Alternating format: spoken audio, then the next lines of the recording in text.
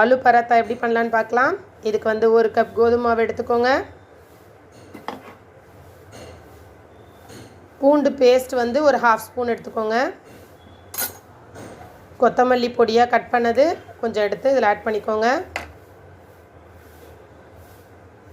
இப்போது தேவையான அளவு தண்ணி ஆட் பண்ணி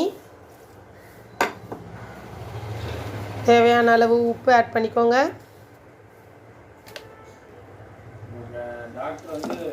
பட்டர் 1 ஸ்பூன் எடுத்து உருக்கி அது இதில் ஆட் பண்ணிவிடுங்க.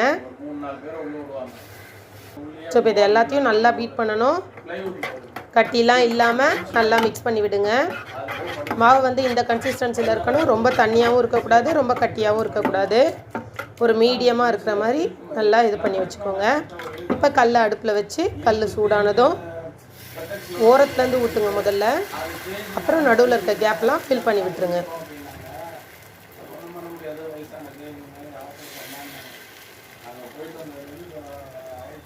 அடுப்பு ஸ்லோலியே இருக்கட்டும். இப்போது தேவையான அளவு எண்ணெய் ஊற்றிக்கோங்க. ஓரத்தில் ஊற்றிட்டு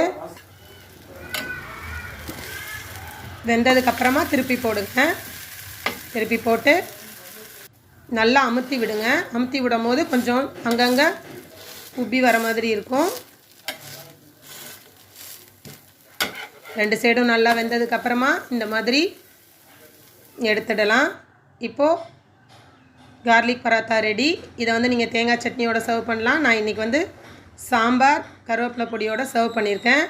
அதுவும் ரொம்ப நல்லா இருந்தது. ஸோ நீங்களும் ட்ரை பண்ணி பாருங்கள். உங்களுக்கு பிடிச்சிருந்ததுன்னா வீடியோவை லைக் பண்ணுங்கள், உங்கள் ஃப்ரெண்ட்ஸுக்கு ஷேர் பண்ணுங்கள், கமெண்ட் பண்ணுங்கள். தேங்க்யூ.